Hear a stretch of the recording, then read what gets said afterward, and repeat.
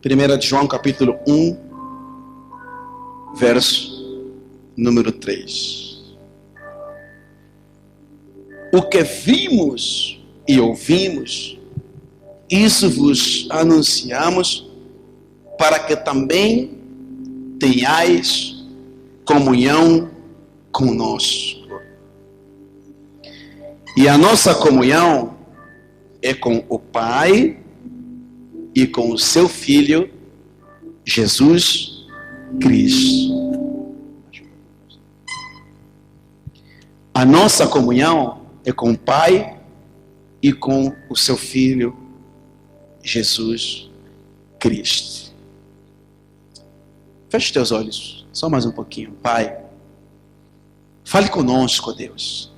É tão bom sabermos que o Senhor é um Deus vivo e que o Senhor se comunica conosco, que nós podemos tocar os teus olhos, teu rosto, podemos olhar teu rosto, ouvir a tua voz. É tão bom, Senhor, sabermos que o Senhor está aqui. Fale conosco, em nome de Jesus. Amém. Olhe para cá, por favor. Quero conversar um pouquinho com você sobre como é que você sabe que alguém de fato conhece a Cristo. Porque no mundo em que nós vivemos, na realidade em que nós estamos inseridos, é muito fácil a pessoa falar assim: eu sou da igreja tal, eu pertenço ao credo tal. É muito fácil as pessoas falarem isso. Mas eu, quando olho para a Bíblia, e percebo que o chamado de Deus para as nossas vidas não é um chamado para a igreja. O chamado de Deus para a minha e para a sua vida é um chamado para que nós possamos conhecer a Cristo. Desenvolver um relacionamento profundo, dinâmico, aberto, sem máscaras, sem manchas.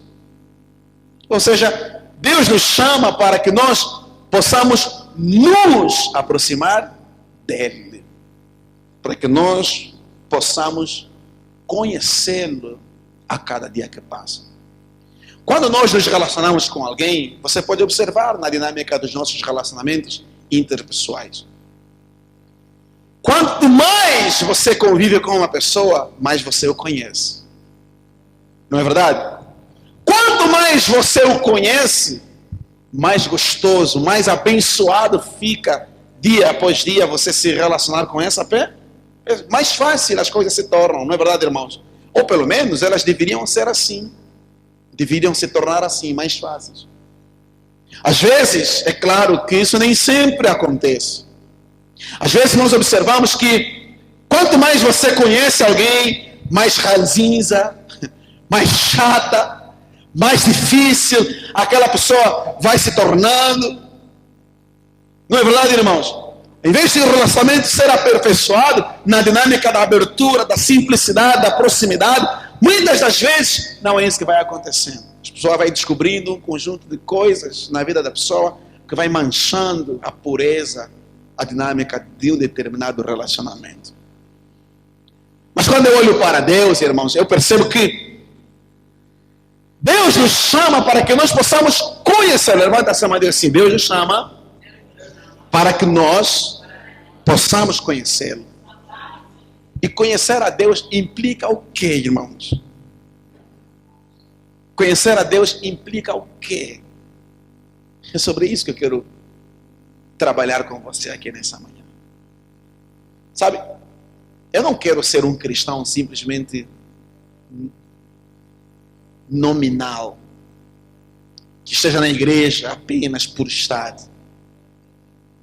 Que dia a dia viva a vida sem nenhuma expectativa em relação a novidades que são possíveis de serem vividas e experimentadas em Deus por intermédio do nosso Senhor Jesus Cristo. Uma vida assim, irmãos, é uma vida fadada literalmente ao fracasso. Por quê? Dizer que é de Cristo, mas não conhecê-lo, não não ter comunhão com Ele, não experimentá-lo verdadeiramente na alma, no coração, na dinâmica de vida diária, irmãos, é algo, na minha forma de ver, totalmente sem nexo, totalmente afastado. Por isso, irmãos, eu vejo que Deus nos chama para nós termos comunhão com Deus. Amém, queridos? E quando eu digo que Deus nos chama para ter comunhão com Deus, irmãos, eu estou dizendo, irmãos, que isso implica necessariamente alguns passos que nós temos que dar. Porque é impossível, meus amados irmãos, termos comunhão com o Senhor Jesus Cristo se nós não tivermos comunhão com Deus, o Pai. Se nós não tivermos comunhão com o Espírito Santo de Deus, se nós não tivermos comunhão uns com os outros, a nossa dinâmica de relacionamento interpessoal enquanto igreja, se nós não tivermos relacionamentos com o próprio Senhor Jesus Cristo, não tem como. Se nós não estivermos nele, andarmos nele, sermos dele, vivermos para ele, não tem como nós termos comunhão com ele. Sabe o que eu acho tão lindo, irmãos? Jesus andava tanto com os discípulos que chegou um momento, naquele dia, naquela noite em que o Senhor Jesus Cristo esteve com eles, na Santa Ceia, Jesus olhou para eles e disse: olha, eu tenho andado tanto com vocês, que eu já não vos chamo mais de servo, porque o servo não sabe o que faz o seu Senhor. Mas eu tenho vos chamados de amigos, porque tudo quanto eu recebi do meu Pai, eu vos transmiti e vos apresentei. Isso é comunhão. É que Deus quer revelar-se a nós, andar conosco. Pode ficar aí, não faz mal. Pode ficar. Ele quer se revelar tanto a nós, que Ele quer manter um relacionamento estreito de comunhão comigo e com você. Olhe para cá, por favor, olhe para mim. O que implica essa comunhão com Deus? Primeiro, conforme eu disse, Jesus quer ter comunhão comigo de maneira pessoal. Agora, se eu digo que Ele quer ter comunhão comigo de maneira pessoal, Jesus quer se relacionar comigo de maneira pessoal, então nós estamos partindo do pressuposto de que Ele é um Deus que está vivo. Ele está vivo, porque ninguém se relaciona com quem não está vivo, não é verdade, irmãos? Dá para se relacionar com o defunto? Dá? Dá para se relacionar com a alma do outro mundo? Dá para se relacionar com o espírito? Isso talvez no espiritismo, mas nós somos cristãos, nós não somos espíritas. Nós professamos a fé cristã. Agora, quando eu olho para a Bíblia, o texto que nós lemos, o apóstolo João vem falando para os cristãos o seguinte: ele diz, olha, nós temos visto a Ele, nós temos o ouvido, e esse a quem nós temos visto e temos ouvido, aliás, um pouquinho mais acima, o apóstolo João diz assim, olha, o que ouvimos e vimos e os nossos olhos contemplaram, as nossas mãos tocaram, apalparam a palavra da vida. Ele diz que é esse a quem nós vos anunciamos. Portanto, irmãos, nós partimos do pressuposto de que é possível sim nós termos comunhão com o Senhor Jesus Cristo, porque Ele está vivo, irmãos, habitando em nós por intermédio do Espírito Santo de Deus. Jesus disse, eu deixo-vos a paz, a minha paz vos dou, não vou lá dou como o mundo a dá, não se turbe o vosso coração. Jesus disse, olha, eu vou para o Pai, mas eu vou deixar para vocês o Paráclitos. Eu vou deixar para vocês o Consolador, o Espírito Santo, e é Ele que estará com vocês, comigo. Irmãos, o Espírito Santo é Deus Deus por intermédio do Senhor Jesus Cristo habitando em nós. O Espírito Santo é Deus por intermédio do Senhor Jesus Cristo habitando em nós. Foi o que o Senhor Jesus Cristo disse. Eu vou para o Pai, mas vocês não serão órfãos, não ficarão sós. Eu vou interceder diante do Pai e Ele vos enviará outro consolador, que é o Espírito Santo de Deus. E essa certeza que o Espírito Santo de Deus traz na nossa vida, no nosso coração, de que nós, sim, nós o conhecemos, nós nos relacionamos com Ele, mas não é algo simplesmente que cai na dimensão da abstratividade, da subjetividade. Não, irmãos, nós sabemos que o conhecemos, nós sabemos que o experimentamos, nós sabemos que andamos com Ele, nós sabemos que temos comunhão com Ele, porque todos os dias o vemos agindo nas nossas vidas. Quantos têm visto o Senhor Jesus Cristo agindo em suas vidas todos os dias? Levanta assim a mão e diga glória a Deus. Eu tenho visto Jesus agindo na minha vida. Tenho visto, tenho contemplado. Eu tenho ouvido a palavra dele. Eu sei, meus amados irmãos, que é possível sim nós mantermos comunhão com ele. Nós sabemos que temos comunhão com ele, não somente quando nós o conhecemos, nos aproximamos dele, não. Mas quando nós temos gozo perfeito no nosso coração. Levanta a mão e diga assim, gozo. Sabe o que diz gozo? Gozo é alegria. Gozo é a alegria que transcende as circunstâncias. Gozo é a alegria que transcende o ambiente natural das coisas. A Bíblia diz que aquilo que o olho não viu, nem desceu ou subiu ao coração do ser humano, são as coisas que Deus tem preparado para aqueles que o amam. Irmãos, andar com Deus é andar em novidade de vida. É ter gozo, ter alegria. Eu sinceramente não entendo, não compreendo como é possível, com essa crise maluca que está acontecendo no nosso país, taxa de desemprego altíssima, criminalidade aumentando. Eu não percebo como que é possível vivermos alegres num contexto igual a este. Provavelmente natural, comum, racional, é algo totalmente fora do padrão da realidade. Mas para nós que somos cristãos, é possível sim, mesmo nós passando pelo vale da sombra da morte, meus amados irmãos, é possível sim passarmos com alegria, com esperança nos nossos corações. A nossa alegria, irmãos, ela não depende de coisas, circunstâncias que acontecem aqui fora. Não, é de dentro para fora, não é de fora para dentro. Não, irmãos.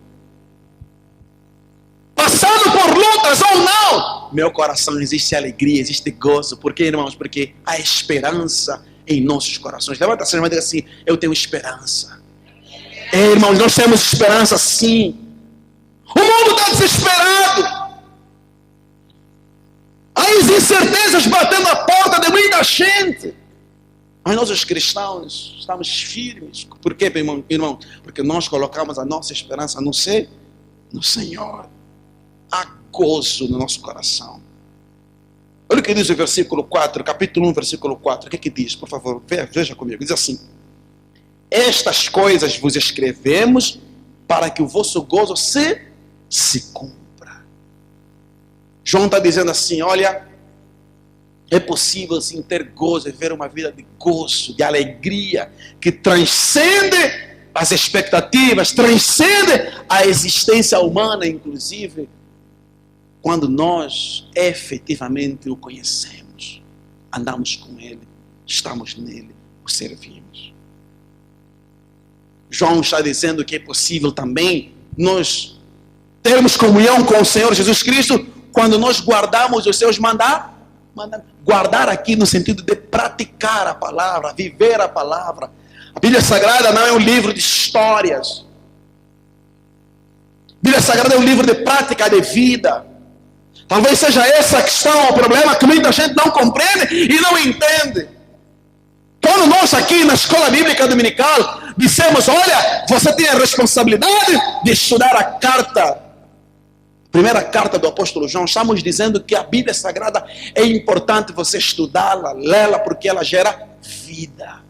Isso aqui não é um livro de abstração, é um livro de prática de vida. A palavra muda, a palavra transforma, a palavra gera vida, a palavra dá vida, a palavra gera esperança. É por intermédio da palavra de Deus que nós o conhecemos e que nós nos relacionamos com Ele, meus amados irmãos. Como não amar a palavra? Eu entendo o salmista quando ele dizia, olha, lâmpada para os meus pés é a tua palavra e luz para os meus caminhos. É a palavra do Senhor, irmãos, que é a chave. Capítulo 2, versículo 3, o que diz a Bíblia? Diz assim: e nisto sabemos que o conhecemos, preste atenção, sabemos que nós o conhecemos, sabemos que temos comunhão com Ele, se guardarmos os seus mandamentos, se praticarmos a palavra, se vivermos a palavra, se vivermos nele, estarmos nele. Lembre-se o que o apóstolo João diz. Ele é a palavra da vida. Versículo 1, capítulo 1. A palavra da vida. Aquele que desde o princípio, que era, que é e que haveria de vir, e que sem sombras de dúvidas um dia voltará para buscar a igreja. É a palavra dele, são os mandamentos dele. Nós sabemos que temos comunhão com Cristo Jesus, irmãos, se ao guardarmos a palavra dele, os mandamentos dele, vivemos uma vida de amor uns pelos outros. Amai-vos uns aos outros, e assim cumprireis a lei de Cristo. Jesus disse que os mandamentos dele se resumem a duas coisas. Quem lembra?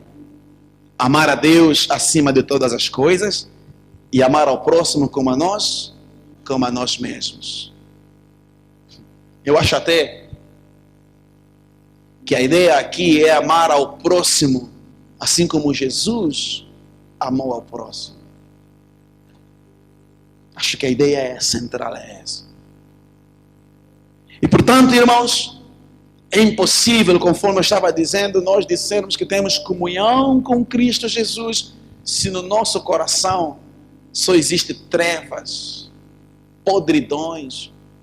Se a nossa alma ela é cheia de negritude, cheia de minhocas, cheia de maldade. Se o que reina em Deus é aquele espírito de malignidade, sagacidade, no sentido de praticar aquilo que é mal aos olhos do Senhor Jesus Cristo. Oh, meus amados irmãos, volto a frisar aqui.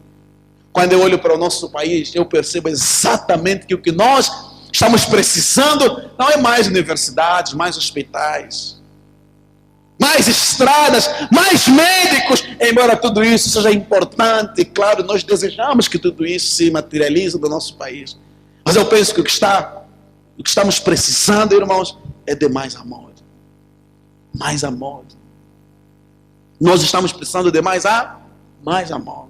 Por isso é inconcebível que gente que frequenta a igreja, gente que diz que é de Cristo, que ama Cristo, irmãos, eu não posso aceitar. Já falei aqui, vou repetir.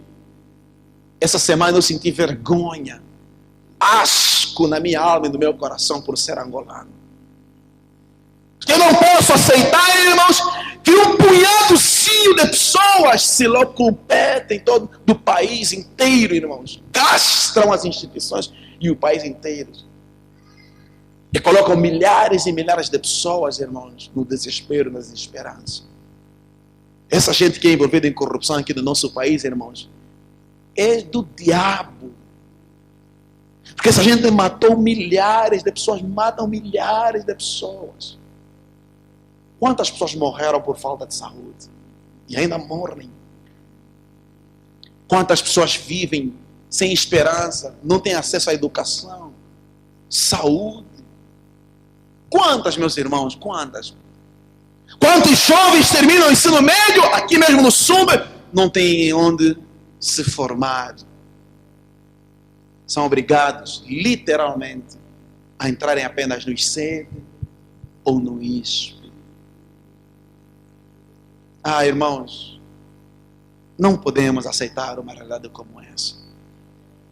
Está faltando mais amor, está faltando mais sensibilidade, está faltando mais cristianismo, mais palavra, menos religião, mais palavra, mais Bíblia, mais Jesus, mais comunhão com Deus e menos igreja.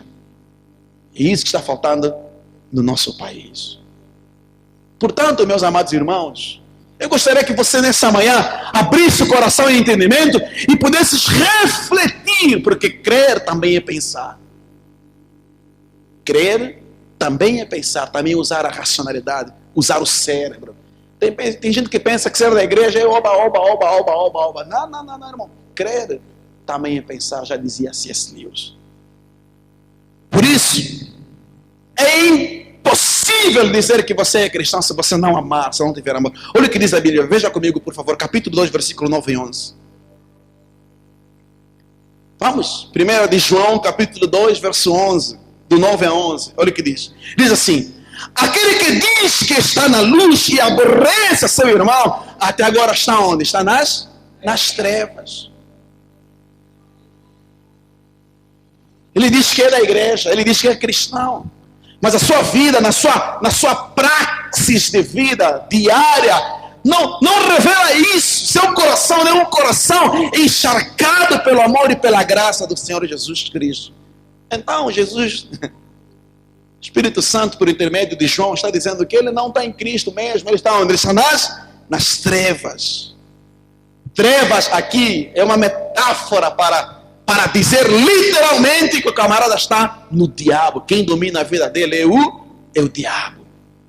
Não tem absolutamente nada a ver com Jesus. Mesmo que ele frequente a igreja, tenha comunhão, crisma, confesse, não interessa. Se não tem a alma e o coração inundados de amor, o espírito transvertido, transpassado pela graça do Senhor Jesus, meus amados irmãos, o apóstolo João está dizendo que essa pessoa, ela está nas trevas. Amém, amados?